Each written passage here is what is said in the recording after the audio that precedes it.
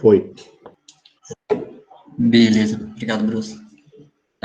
Então, assim, a ideia do artigo, né, é fazer uma relação entre a questão de velocidade e processamento, né, velocidade de processamento não, velocidade de resposta, a questão de pontuação, e aí eu combinei com a Catarina, que eu tinha tido uma outra ideia, né, de, na verdade, pegar esse artigo, que é de 2018, 2019, e fazer uma coisa mais didática, né, então, tentar fazer uma explicação baseada no artigo, mas tentando fazer uma coisa um pouco mais palatável, sei lá. Aí vamos ver como é que vai ficar no final, vocês me dizem o que vocês acharam.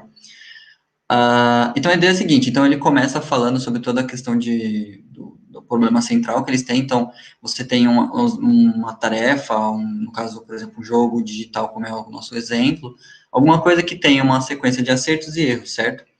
E aí, dentro disso, ele pode ter uma pontuação que no artigo ele chama de Proportion of Correct Responses, que ele chama de PC. Então, vou usar a mesma sigla que ele usa lá, tá? Então, sempre que vê PC é proporção de respostas corretas.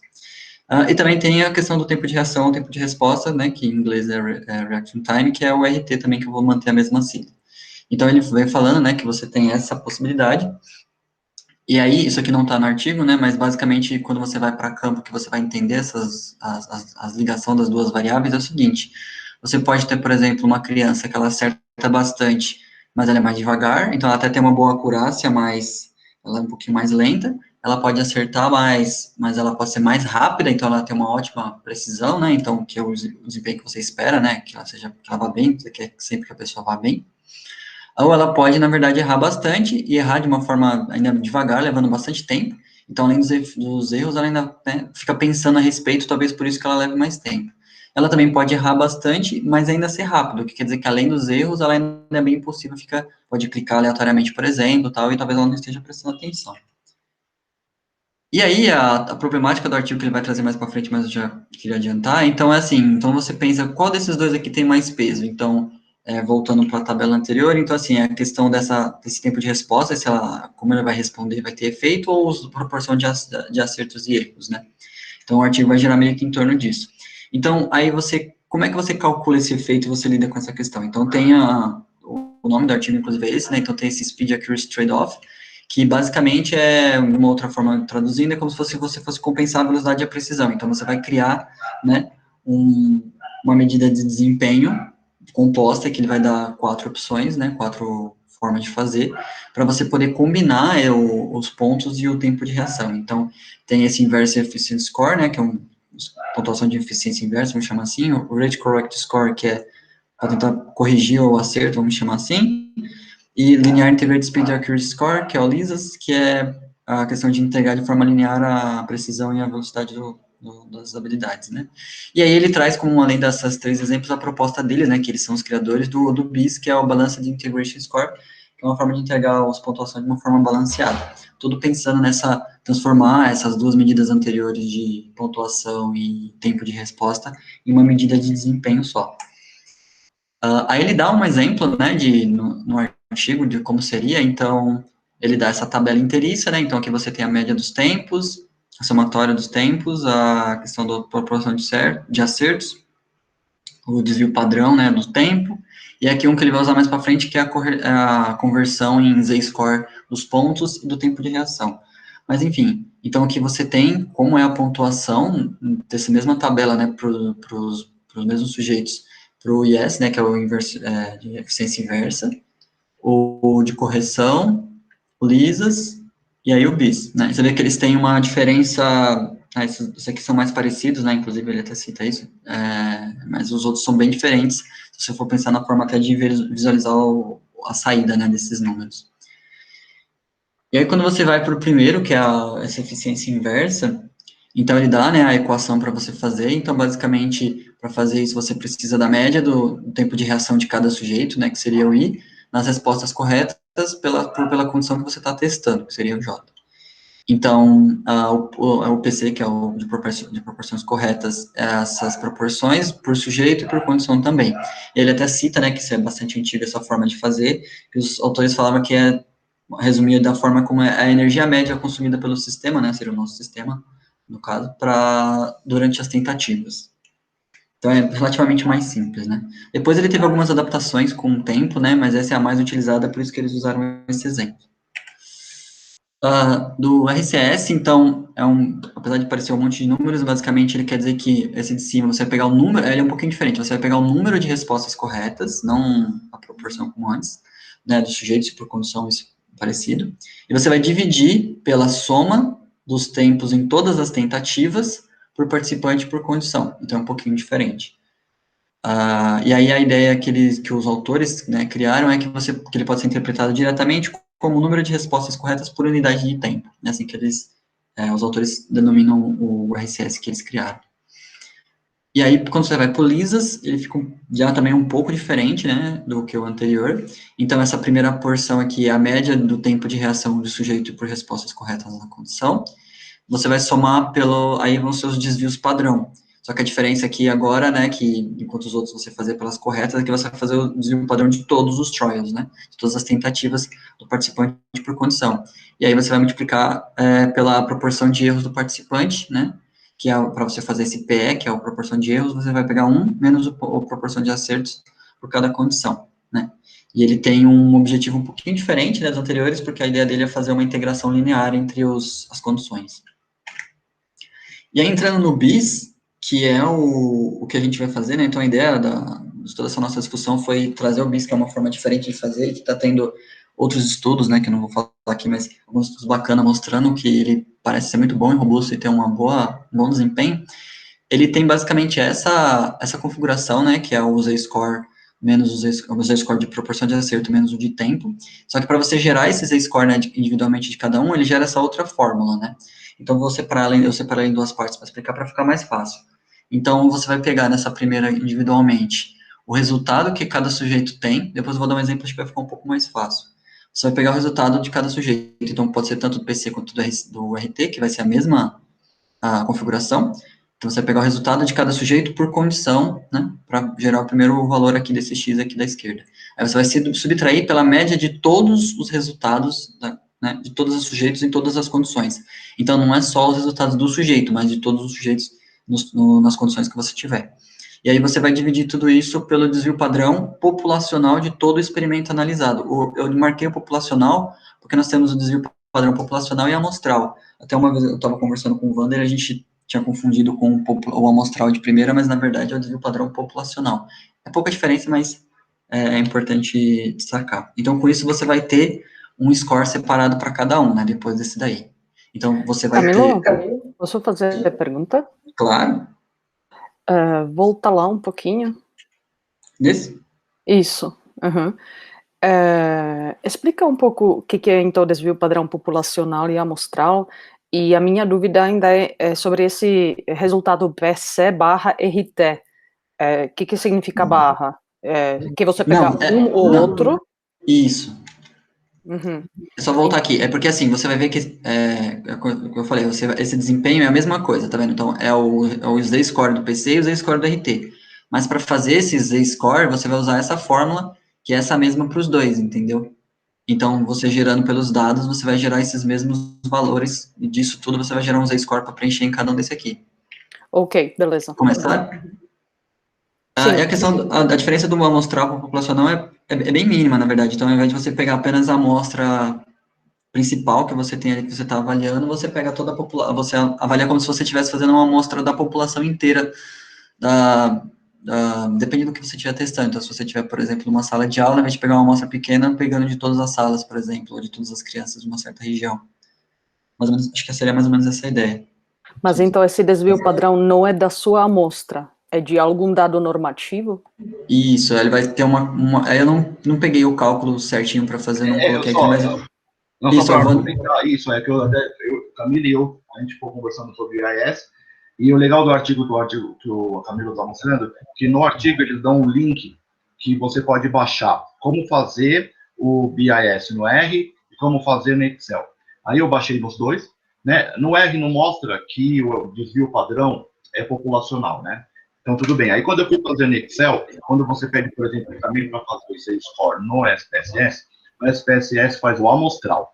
E aí eu vi que estava diferente. Eu tentei repetir os dados que ele dá no Excel, no SPSS, e os valores não deram os mesmos.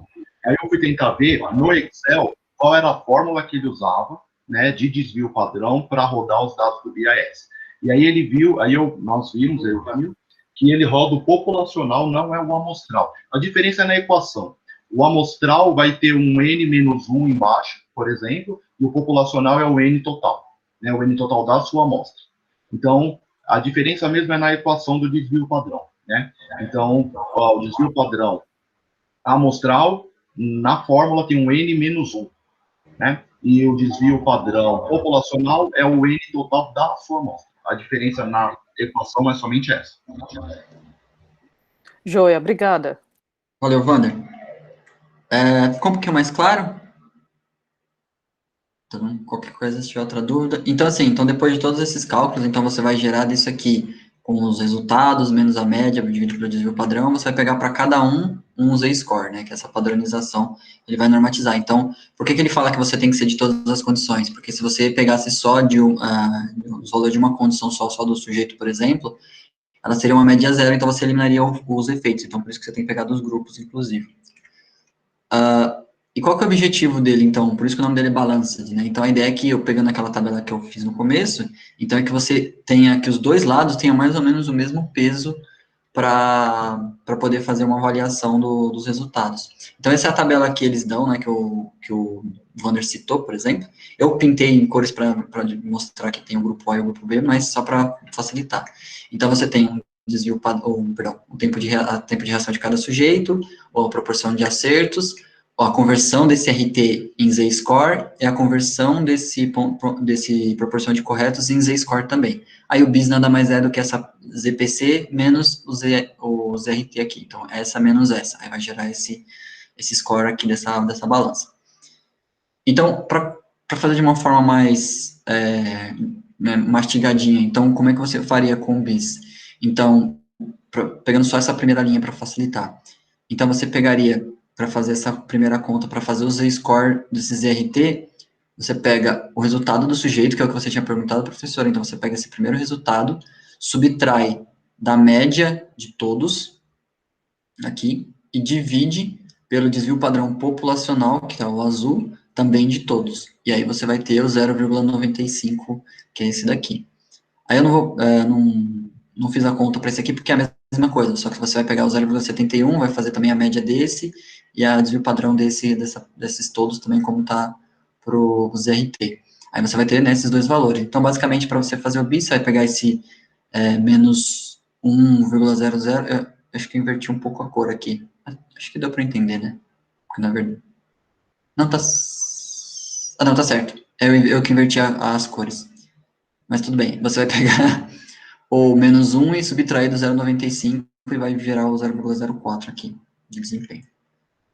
E aí, como que você interpreta isso? Então, você vai tirar a ideia de que você tem uma média, e a média desses resultados é zero, então tudo que variar para baixo, que seria negativo como 0,25, seria que está variando para baixo da média da sua amostra, vamos chamar assim, e o que variar para cima no positivo mais que zero vai ser o que vai variar como 0,06, está variando 0,06 acima do que seria a média. Né? Então, voltando para aquela tabela de exemplo que a gente viu, por que isso é interessante, se a gente tirar, eu vou tirar alguns dados só para ficar mais fácil. Então, se a gente tivesse a média de tempo aqui do sujeito e a proporção de acertos, se a gente fosse olhar de uma forma interessante, então você vê aqui, por exemplo, nesse aqui de cima, você vê que esse sujeito, né, essa média, ela é a mais alta de todos, certo? Então, ela está uma média alta. Ao mesmo tempo, ele é o que tem menos proporção de acertos. Então, ele é aquela configuração em que ele tem um tempo maior de RT, né, de resposta, e ainda tem uma proporção menor. Então, quando você vai olhar nos outros métodos de fazer, fica, assim, essa é a minha opinião mais pessoal, né, fica um pouco mais confuso, a não ser que você já tenha lido bastante, né, então você, às vezes, não consegue diferenciar muito o que teve de variação, parece que é um pouco melhor ou um pouco pior. Quando você vem pro BIS, você vai ver, então, que ele variou 0,45 para baixo de zero, né, ou seja, para baixo da média. Então, ele acabou que mostrando que esse tempo dele, essa penalidade pelo tempo e essa penalidade por um pouco de erro, acabou sendo demonstrado no BIS. nessa outra amostra de baixo, por exemplo, mesmo que já tem uma outra forma de você olhar. Se você olhar aqui, ele tem uma proporção correta de quase 100%, mas em compensação, esse tempo aqui é o maior tempo que tem. Então, quando você vê aqui, ele é penalizado de alguma forma, porque o tempo aqui pesou bastante, né? Então, aqui, diferente desse de baixo, em que ele teve o melhor tempo, né, que é 584, e não teve a melhor nota, né, de proporção correta, ainda assim foi bem alta, e aí, por isso, esse equilíbrio entre desempenho e velocidade fez com que ele tivesse o melhor desempenho aqui no BIS, né, se você for ver, ele é o que variou com mais, nessa amostra aqui, mais para cima, né, de 0, o que realmente faz sentido, já que se você pegar ele teve que foi menor tempo, e com uma proporção de acertos bastante considerável. E aí, quando é que a gente vai usar o BIS, né? Então, essa é uma discussão que eu também estava tendo com o Vander, porque ele depende muito dos dados que você vai fazer. O Vander estava até citando, né, os dados do trabalho dele, porque se você tiver um efeito teto, né, que no caso dele, uma das avaliações que ele usou, todos tiveram uma resposta máxima, quando você for tentar fazer essa padronização, ela não vai funcionar, né, porque você já vai ter, o resultado do teto vai deixar todo mundo igual, tá?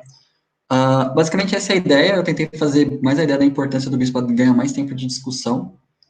E qualquer outra dúvida a gente pode ir conversando mais, tá? Vale, foi muito bom, hein? Foi muito bom. Eu queria, se você puder voltar ainda nesse penúltimo slide, onde tem os resultados. Perdão. Vou voltar. Isso tem a ver mesmo com a sua última frase, né, dos efeitos teto. Essa daqui? Uhum. Então, nesses resultados, qual seria o melhor resultado? Aqui eles estão fazendo daqueles dois grupos, né? Então, no de baixo, para assim, o melhor resultado seria esse aqui, o de que está em roxo.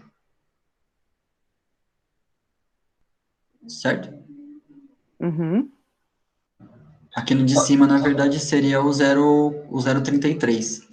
Porque seria o que teve, no caso aqui, ele teve o maior número de proporção de acertos e o menor tempo. Que é no marquinho. Pode falar. Pode falar. Não, pode falar, professor, depois eu falo. Tá, então, eu acho que isso é muito legal a gente pensar, né? O que o BIS está mostrando? Ele está mostrando uma proporção ótima entre número de acertos e o tempo, né? Entre duas medidas, vamos pensar. Então, por exemplo, esse sujeito que tem no grupo A 0,33, ele tem acerto 73, se a gente olhar a média do grupo, é um acerto alto, né? E ele A tem média é 71. Oi?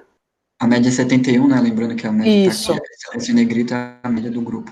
E ele tem um tempo 325, de novo, ele está abaixo do tempo médio do grupo, ou seja, ele é rápido e ele acerta bem, né, considerando a média do grupo.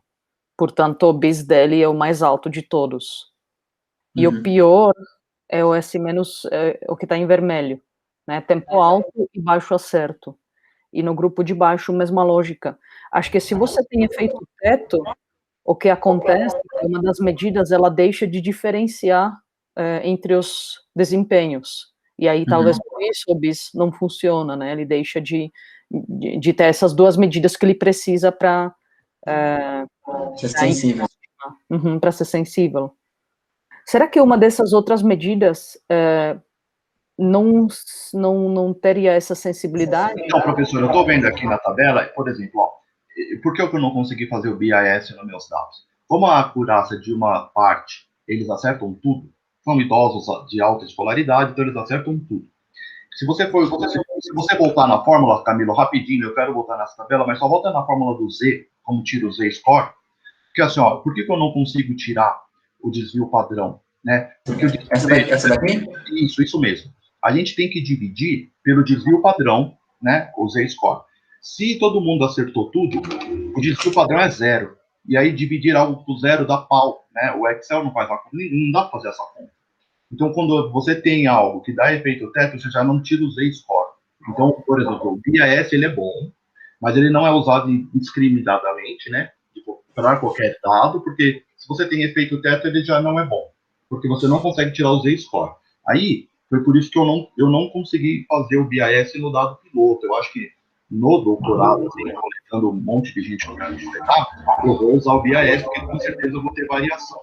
Mas como o dado que eu tenho é de 13, 14 idosos, e aí eles acertaram tudo, eu não consegui. Então, o BIS eu tive que descartar por problemas técnicos. Aí eu só ia pedir para você voltar, Camilo, para aquela tabela mesmo, comparando os modelos, que a gente estava discutindo agora há pouco, que tem até... Aí eu percebi assim, ó, a professora Sabine lá da Unifesp, ela tem usado esse RCS, né?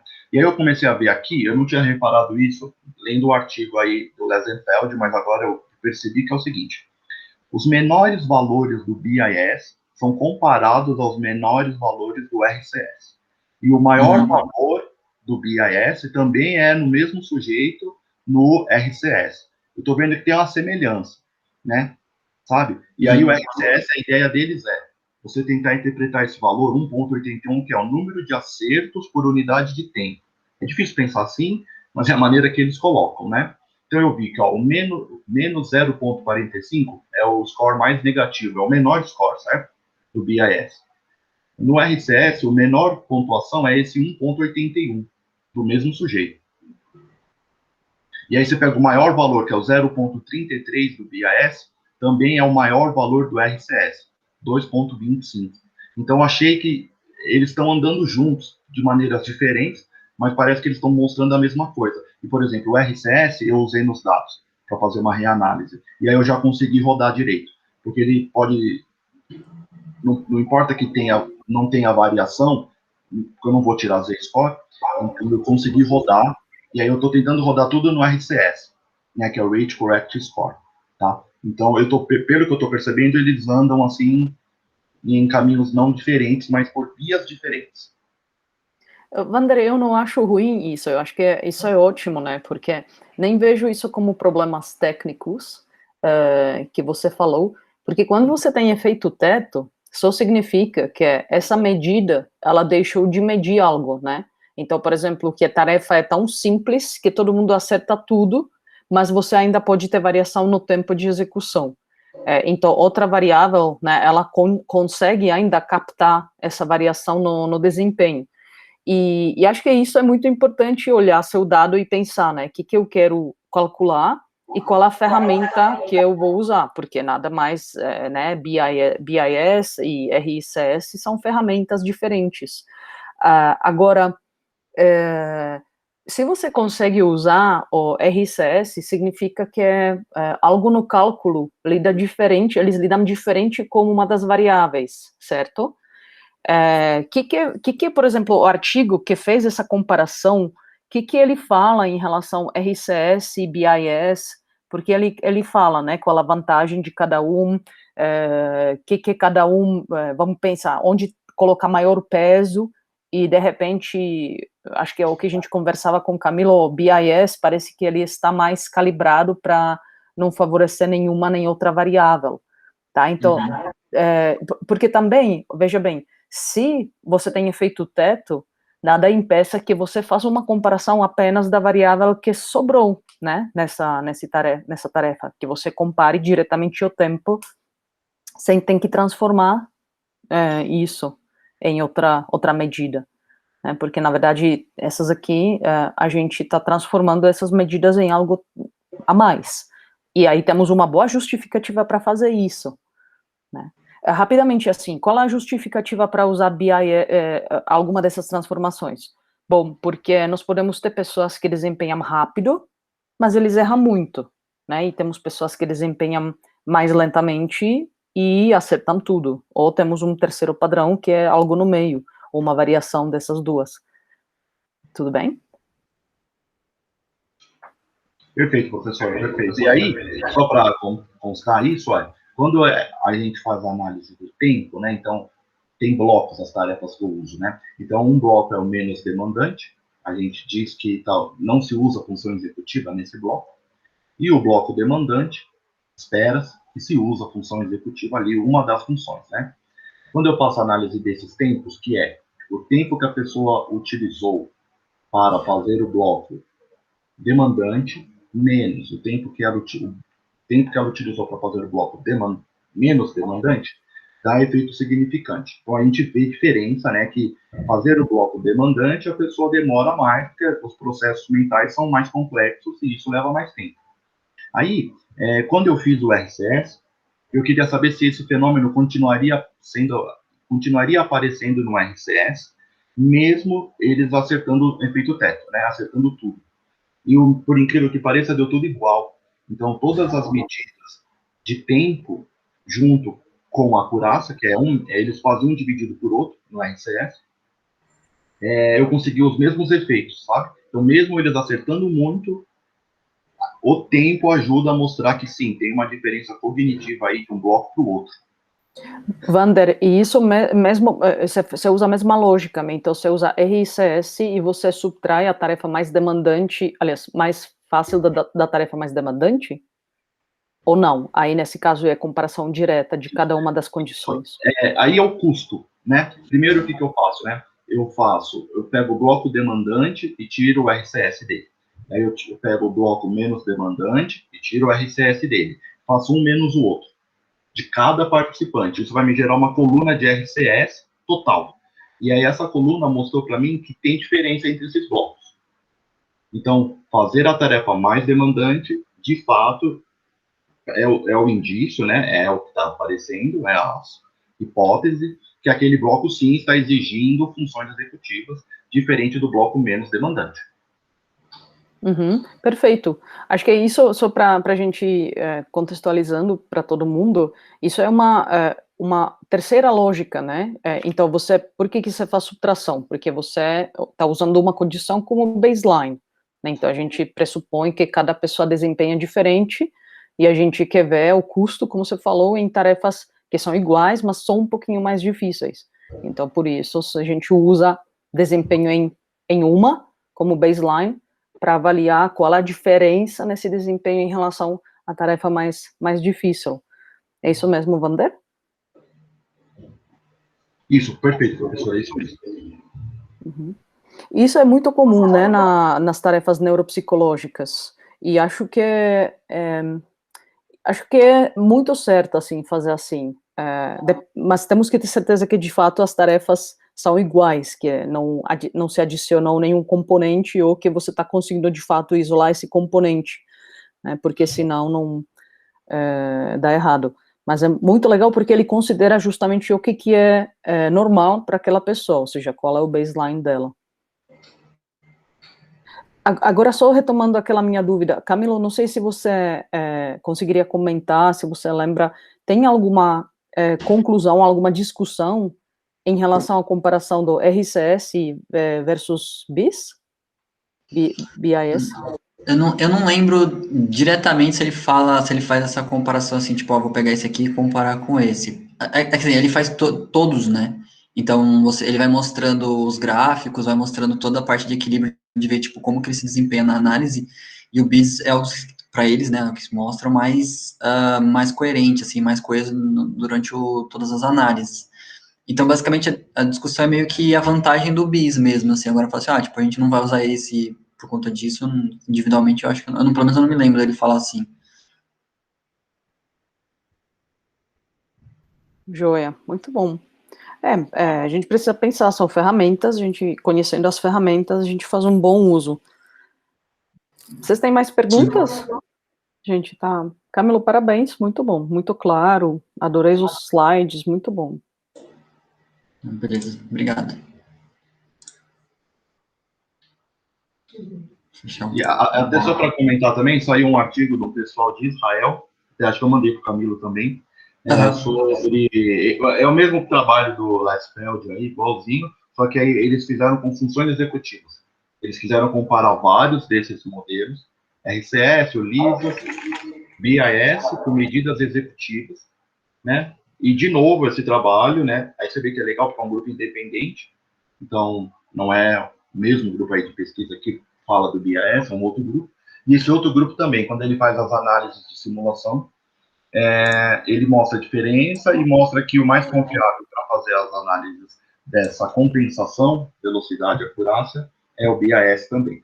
Então é mais um trabalho, né? Aí um outro trabalho que eu li, fala assim, olha, o BIS ele é bom, só que aí ele fala, temos que ter cuidado, porque não dá para usar ele em qualquer medida que você extrai. Acurácia e tempo de reação. Existem momentos e fatores para usar e existe que não. E é legal esse trabalho porque, né, ele vai desenvolvendo onde será que é melhor usar, onde não.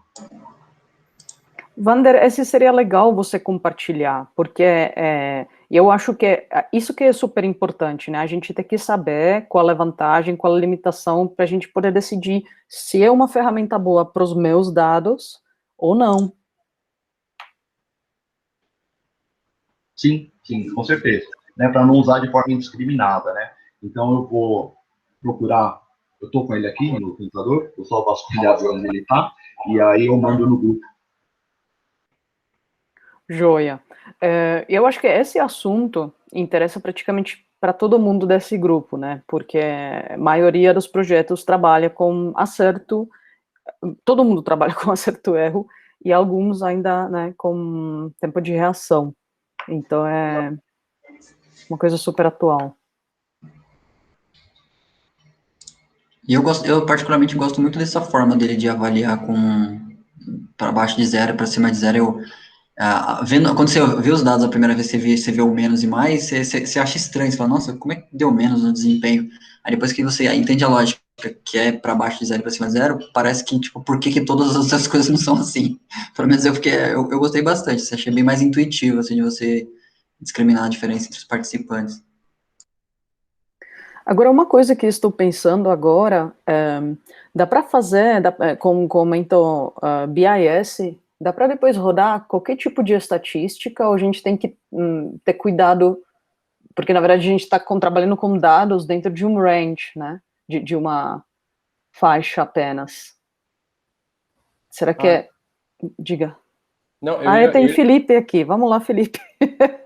É o Guilherme que fala, mas... Felipe, eu vou postar essa dúvida no seu site no YouTube, pode ser? Aí complicou, hein? O Wander mais que eu. Ô Camilo, me tira uma dúvida. O range que eles atingem, para cima ou para baixo, não tem limite, certo? Sim. Range, você fala você é menos um e mais um? É de 0 ao infinito, ou é de 0 a 1 menos 1, tipo, correlação? Então, eu não lembro dessa parte, mas eu acho que não Na verdade, tem. cara, eu acho que não tem não, porque pensa, Não tem, não. trabalhar com Z-score. Normalmente o Z-score trabalha assim, mais 3 menos 3. Mas isso aqui não é uma regra, uma sugestão. Você pode trabalhar com mais 4, menos 4, né? Mas a sugestão, quando você trabalha com Z-score, é mais 3 menos 3. Porque pensa naquela distribuição normal, porque, entendeu? O Z-score tem a ver com a distribuição normal. Não, eu sei, porque você fica com a margem de 1% só, mas a minha dúvida não é nem por isso, era se fosse um intervalo fechado, aí sim, algumas estatísticas clássicas ia ser problema. Se for um 0 ao infinito em qualquer sentido, você pode fazer qualquer um dos testes. Sim. Eu acho que dá para fazer qualquer teste, eu acho. Como é Z-score, raramente Z-score não consegue rodar em nenhum teste. Na verdade, Z-score roda em quase todos os testes. Né? Acho que roda em todos os testes. Eu fiquei com essa dúvida, se é uma faixa, por exemplo, menos 1, mais 1, ou se é como o Z-score, tipo, sabe, infinito. Eu tinha a impressão que era infinito também. Se ele trabalha... No artigo ele não fala, né, Camilo? Nada de Não. fechado, mais 1, menos 1, não. E como ele trabalha com Z-score, é pensar na distribuição normal, aquilo que o Bruce falou. Acima de 3 e abaixo de 3 já tem 1% de chance. Então, quer dizer, aí já começa a ser muito outlier mesmo. Então, é pensar na distribuição normal e ver o que se encaixa ali. Perfeito. Guilherme, desculpe, a gente cortou. Não, eu estou seguindo a linha e eu ia comentar exatamente isso, assim, que tipo de análise que a gente pode usar isso, se tem alguns testes algum teste que é específico para isso, né, se eles demonstram isso no artigo, pelo menos, nesse que o Wander comentou, né, que eles fazem outra análise e recomendam também. E depois, quando eu entendi a questão do zero, né, como funciona aí o menos ou mais, esse valor do bis, eu me senti sendo apresentado ao sistema métrico, assim. É muito legal. É muito intuitivo, né? E ajuda muito, sabe? Você saber que o zero é a média, e aí você vê lá o número 1, pô, o cara tá um desvio padrão da média a mais. Menos, o cara tá a menos da média. E a gente vai pensar essa variação mais ou menos por desvios padrões, sabe? Eu acho que entender o BIS é entender Z-score. Quando você entende Z-score, aí você consegue interpretar bem o BIS, né? Eu acho que pega mais nisso mesmo, né, Wander? Porque, assim, teste, eu acho que não tem um certo rigor para um teste específico para te utilizar, mas o que é mais trabalhoso mesmo é interpretar os dados, né? Como você vai interpretar o resultado daquele teste específico que você usou, né? Com certeza, sabe? Então, por isso que o BIS entender o Z-score, cara, é fácil de fazer, porque aí você vai entender que zero é a média, para cima está variando positivamente, está aumentando os desvios padrões acima da média, para baixo está abaixo da média, alguns desvios padrões, e assim, vamos cortar esse sujeito ou não? Tem pessoas, de novo, também não tem regra, né, para isso, tem pessoas que falam, acima de 3 desvios padrão, eu vou cortar essa pessoa, para mais ou para menos. Já tem paper que sugere acima de 2 desvios padrão. E aí é meio que uma alegoria, né? Não existe uma regra para isso, para você poder descartar, digamos, um outlier, né? Então, normalmente, desvio padrão, quer dizer, score Z de mais 4, é difícil você ver nos papers. Normalmente, valores assim as pessoas cortam, né? Elas trabalham numa faixa, elas tentam fechar. E aí, isso de é menos 1 ou mais 1, eu acho, tá? Pelo que eu vejo, quem escolhe é o autor. Ele pega uma referência, né? Ele pega uma referência dizendo, essa referência sugere isso e mostra que é bom fazer assim, vou fazer também. Mas não existe uma regra para isso. É arbitrário, O Altair mesmo fala isso. Tipo, vai depender da medida que você está usando. Tipo, quão comum é você achar outliers para essa medida na população. Então, é muito arbitrário. Mas, realmente, 0,4 até hoje eu nunca vi. Isso para mim é novidade. E acho que só para responder também o que o Guilherme colocou, a estatística, o teste que você vai depois fazer, depende do seu desenho, né? Então, se você tem uma amostra com 2 tarefas, ou dois grupos diferentes, acho que vai depender, desde que você tenha um dado, né, com distribuição normal, ou mesmo sem distribuição normal, você pode escolher qualquer teste, dependendo da sua pergunta ou do seu desenho. Acho que, não sei se respondeu. Tendo distribuição normal, fica mais fácil, né? Pode usar as ANOVAs da vida, né? Agora, se não ter, daí tem que conhecer a outra distribuição que você vai utilizar, né? Aí complica um pouco mais, tem que ir para regressão, né? Modelos generalizados, aí dá um pouco mais de trabalho. Então, Felipe, eu acho que não é só isso, né? Então, a normalidade do dado, como em algum dos posts no GEL que apareceu, ela é mais anormal do que normal, né? Ter dado como distribuição normal é meio anormal, mas acho que depende muito mais da sua pergunta, né? Então, o que você quer responder? Qual é a sua indagação? Dependendo da sua pergunta, aí você vai escolher o teste. Qual é seu desenho experimental? Você tem grupos com tarefas bem equilibradas, você pode fazer medidas repetidas, ou você tem uma coleta, várias coletas, né? Acho que são multifatores que você tem que considerar, e geralmente essa decisão você faz até antes de realizar o projeto, para definir qual teste estatístico você vai usar. Não é só distribuição normal. Até quero compartilhar acho, com vocês. Eu estou com dificuldade óbvia de publicar o artigo do mestrado, porque meu N é minúsculo, né? Aí, normalmente as revistas negam, né? E aí elas só falam assim, olha, não vai dar, Wander, obrigado, mas continue tentando em outras, né? Aí, na última que eu mandei, pelo menos eu achei legal, porque veio o comentário dos revisores, nunca tinha vindo antes. E aí assim, todos meteram pau, né? Mas um meteu o pau bem seco e falou, reescreva tudo e tal. O outro, ele já foi, eu achei muito legal, ele foi assim, introdução, parágrafo tal, você diz isso, será que é isso mesmo? E aí ele mandou artigos, leia esse artigo, eu achei muito legal mesmo. E aí, sobre a parte estatística, eu falei, putz, ele vai ver o N10, e ele vai ver que eu usei um teste, digamos, que é o GLM, né? Modelo linear geral. Então, eu falei, ele vai falar, mas como você usou um teste de distribuição normal nesse dado de 10? Em nenhum momento ele disse isso, sabe? Ele falou, olha, só não tem justificativa, e isso eu achei legal, porque eu não tinha colocado até então por que fez 10. E ele falou, só faltou justificativa aqui para dizer por que você usou uma amostra tão pequena. Você vê, ele nem falou assim, olha, você não pode fazer um teste desse com uma amostra dessa, porque não é normal, com certeza 10 pessoas. Em nenhum momento ele tocou nisso, ele só tocou assim, porque você não justificou que a sua amostra é pequena. Então, achei bárbaro. Isso, eu não sei se nós estamos no momento de transcender um pouco essa ideia da normalidade dos dados, sabe? Eu acho que estamos. Eu também concordo. acho. Vai, Camila, desculpa. Não, eu só ia falar que eu também acho. Eu acho que agora a gente está no momento de quebra dos paradigmas no sentido, isso aqui está certo, isso está errado.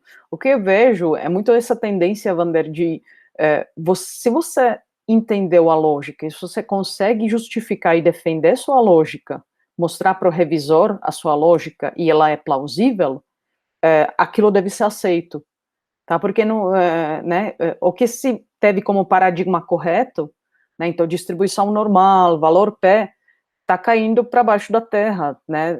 As pesquisas mostram que mesmo com esses critérios arbitrários, mas que funcionaram durante muito tempo, nós não conseguimos replicar os resultados de vários, milhares de estudos, milhares de fenômenos. Então, esses critérios, eles não garantem nada, né? Eles não são garantia que se esperava até. E muitas pessoas já falavam isso, né, desde muito tempo atrás.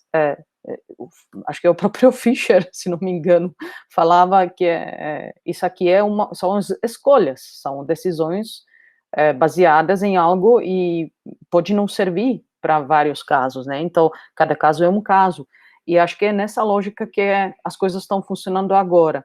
Você tem uma pergunta, você faz sua pergunta, você tem seu dado, né? Esse dado tem uma certa caracterização, sendo isso N, sendo isso, né, quais são os possíveis variáveis que podem influir, e você tem que lidar com isso, escolhendo um adequado teste estatístico, né, ou um teste que melhor se adequa a essas características. E depois vai em frente e defenda, né, argumenta e mostra e traz referências que fizeram assim e publicaram. Acho que é bem isso, sabe, dá cara para bater e vai com coragem em argumentação.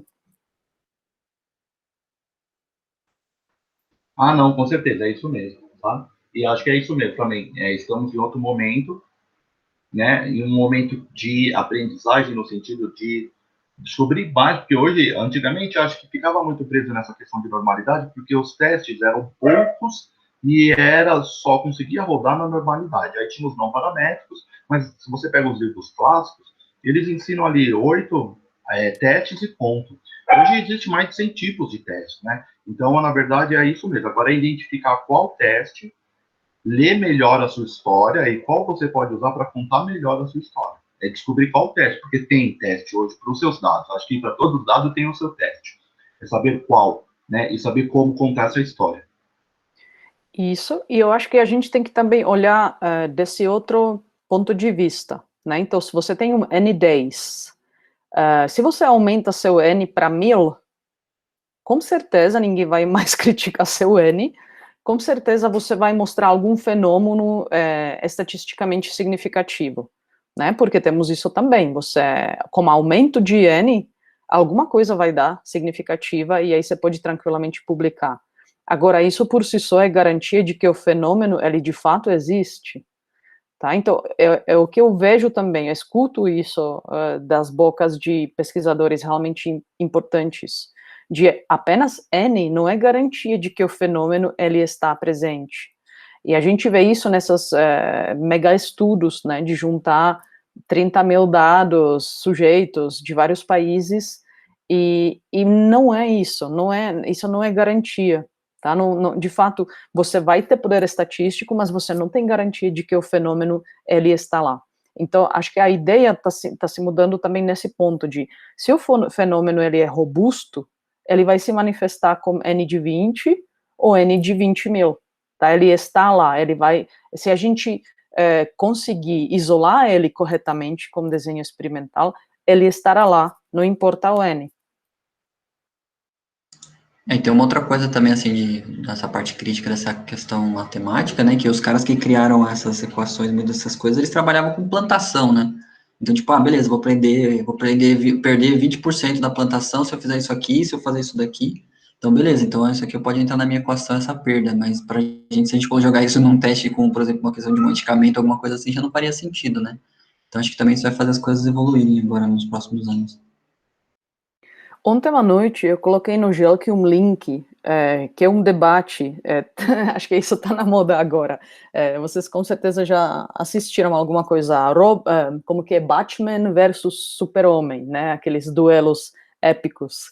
Então, eu achei uma coisa que achei muito legal, duelo épico entre David Popple e outro era um outro linguista famoso, esqueci agora o nome.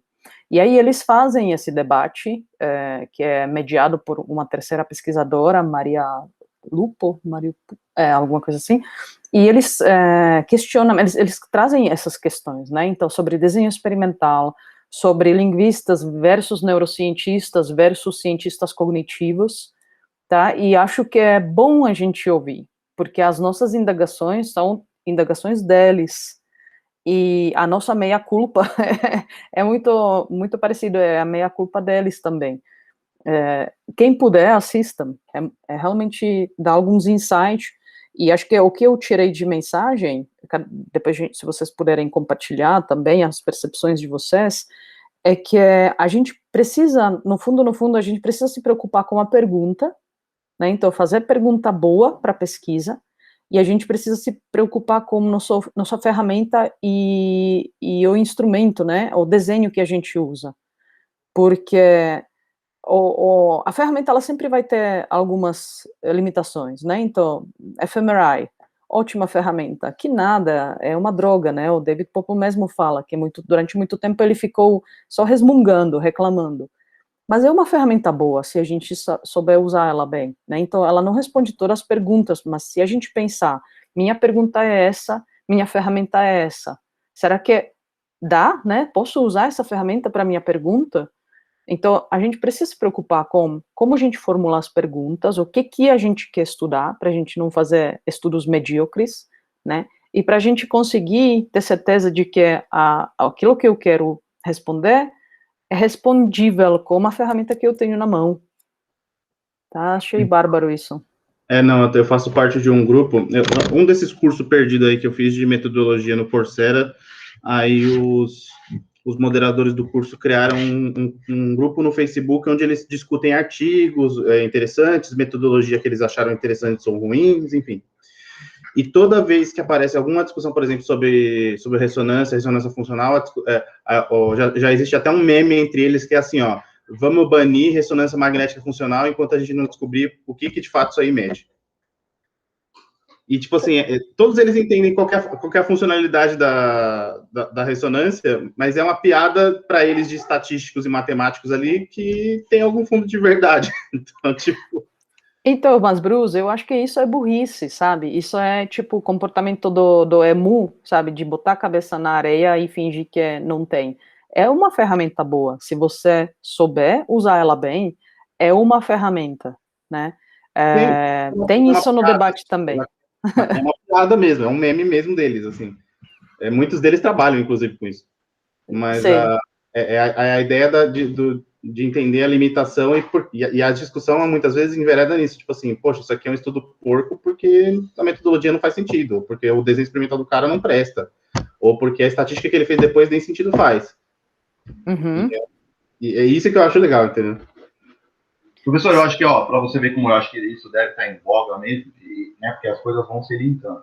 Você falou isso da pergunta, o texto que eu vou apresentar lá para frente, dia 16, sobre o do Laken, sobre o uso do P, no abstract ele fala assim, vou abrir aspas para ele aqui. Em vez de dizer aos pesquisadores o que eles querem saber, os estatísticos deveriam ensinar aos pesquisadores quais perguntas eles podem fazer. Perfeito isso. Concordo, 100%.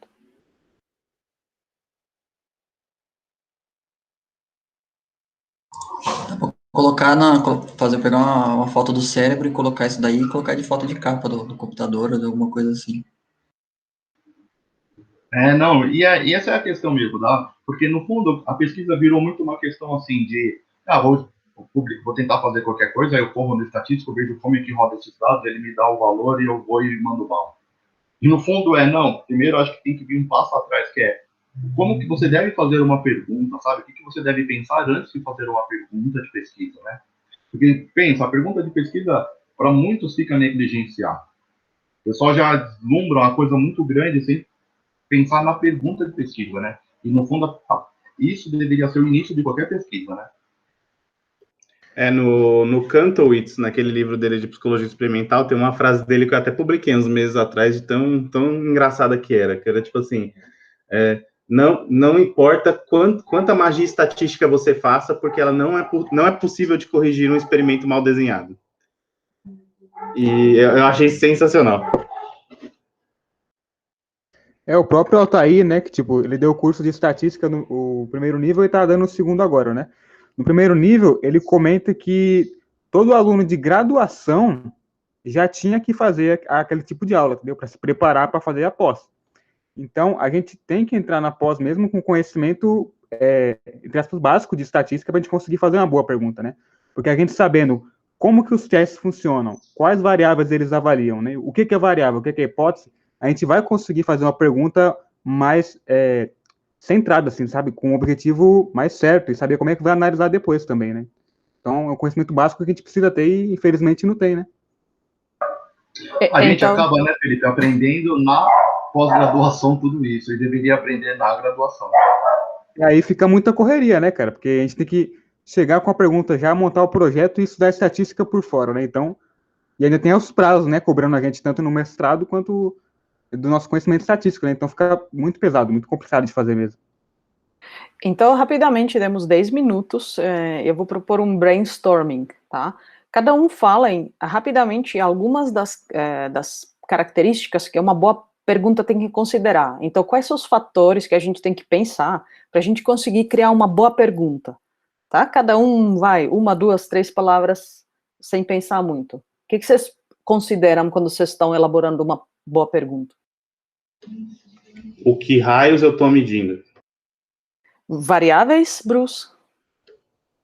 Não só a variável em si, mas, por exemplo, essa variável, ela compreende qual dimensão, vamos colocar assim. Então, tipo, não adianta eu querer saber a altura das pessoas e eu estar usando uma balança para isso, sabe?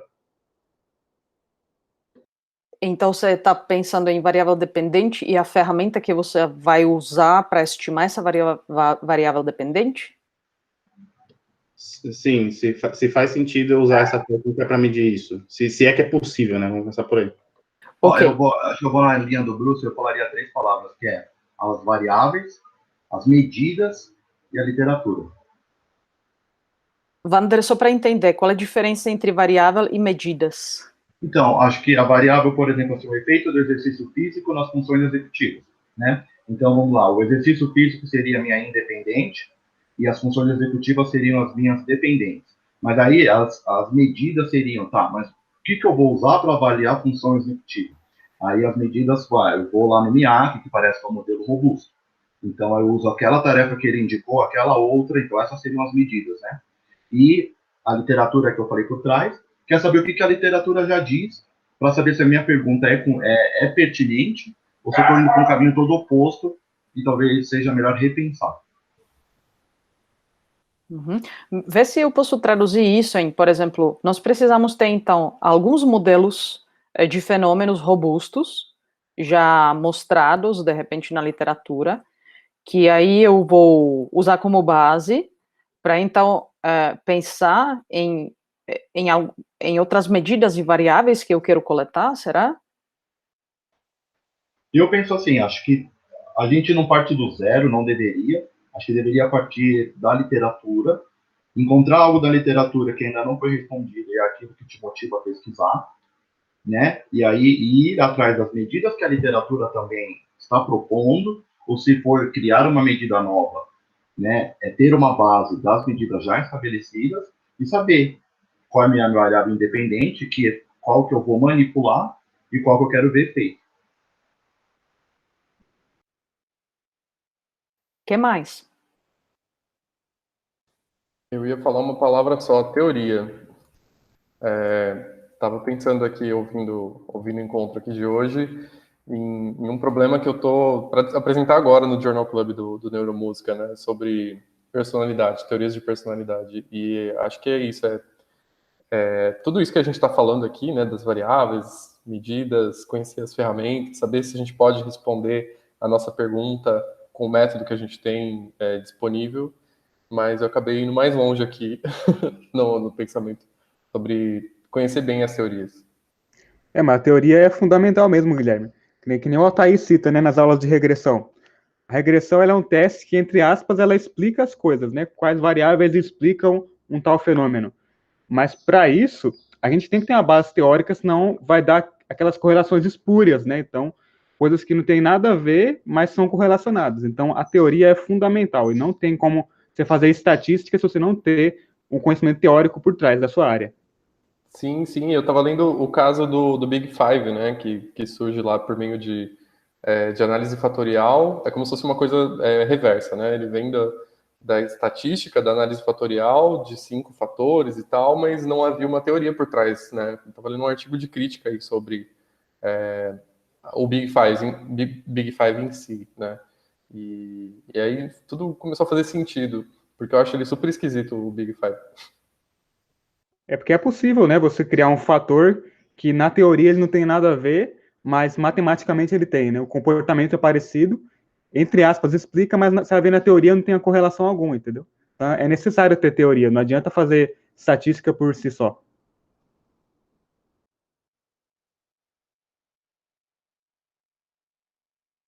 Ok, eu acho que a Andrea colocou aqui algo no chat.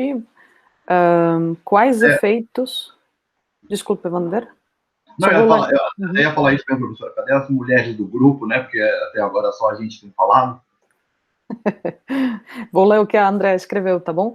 Quais efeitos a partir das tarefas, se essas tarefas realmente medem com precisão esses efeitos? Eu não sei se eu entendi, Andrea, mas eu acho que talvez o que você colocou tem a ver novamente com medidas, né, e ferramentas. Ou seja, eu quero medir algo, mas eu preciso ter certeza que esse algo é mensurável, né? Então, por exemplo, eu quero medir quantidade de fantasmas no ambiente. Eu não tenho nada que mede presença de fantasmas, não é algo que é mensurável. Eu fui para extremo, né? Algo absurdo, mas na prática também, a gente precisa pensar se aquilo que eu quero medir, se isso de fato é mensurável, se a minha técnica consegue mensurar isso. Eu acho que o que o Guilherme e Felipe estava falando, a gente fala teoria, mas a teoria nada mais me ajuda do que definir exatamente, né? Definir o que é que eu quero estudar e se esse fenômeno que eu quero estudar, se ele é um fenômeno único ou se ele envolve outros fenômenos, né? Ou seja, ele pode ser decomposto em unidades menores, tá? Então, acho que a teoria ajuda nisso também. A Brenda escreveu, fora isso, que já falaram, para mim, a boa pergunta de pesquisa precisa vir acompanhada já das hipóteses claras. Por quê? O que são as hipóteses?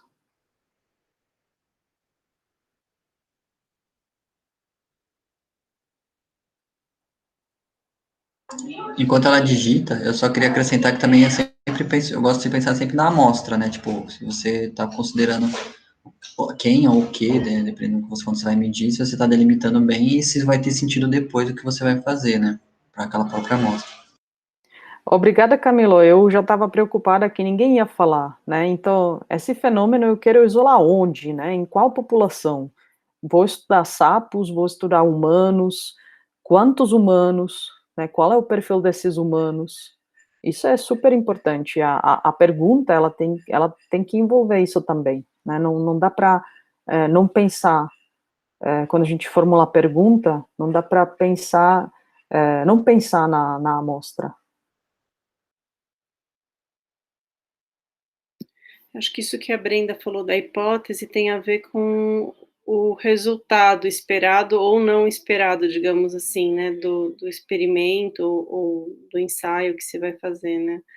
Você tem uma pergunta, eu vou, sei lá, vou testar uma vacina numa população A e eu espero que essa população fique imune ou não, né, ao vírus, por exemplo, né. Mas aí eu acho interessante porque você tem Eu acho que tem a questão do viés confirmatório aí, né, que a gente também já viu em outras disciplinas, né, em outras aulas, o cuidado que se tem que ter, porque a partir do momento que você tem a hipótese, como que você olha para os resultados de forma limpa, né, para não enviesar. Eu acho que esse é um, sei lá, um olhar, assim, né, que tem que ser cuidadoso, né. E eu estava pensando também em outro tipo de experimento, que é aquele para você chegar àqueles que são inovadores, né? Quando você está buscando uma metodologia nova. Então, você vai padronizar uma metodologia que ainda não é existente, aí você tem que também fazer um experimento grande para poder chegar até essa metodologia, né? Karen, acho que isso é muito bom. Ao viés confirmatório, você vai minimizar, e claro que ele é muito forte, a gente não se dá, a gente não tem noção como nós somos capazes de influenciar nossos dados, né, em vários estágios, até na coleta, né, mas enfim, a gente consegue minimizar o efeito disso se a gente seguir uma metodologia bem delimitada, né. Se a gente seguir uma metodologia bem delimitada, a gente pode ser espectador do nosso dado, né? Então, a gente fica super triste quando, não deu significativo, não deu nada, não tem resultado, mas isso não é nossa culpa, sempre penso assim, eu não tenho nada a ver, desde que eu fiz tudo certo, né? Se eu puder afirmar que eu fiz tudo certo no caminho, que eu segui a metodologia, e a metodologia está certa, o dado tem que falar por si só, né? Acho que a boa metodologia minimiza qualquer influência que a gente possa ter em cima do dado. E a hipótese, sim, ela é importante porque é como prever o que eu estou esperando, né? Como que o dado deveria se comportar. E se ele não se comportar assim, posso rever tudo para entender quais são os entofatores. Muitas descobertas incríveis foram feitas assim, né? Resultado inesperado, porque é algo desconhecido que acabou, né, ser descoberto nesse momento, aconteceu no meu caminho. Acho que isso é super legal também. Mais alguma colocação? Vamos chegando no fim.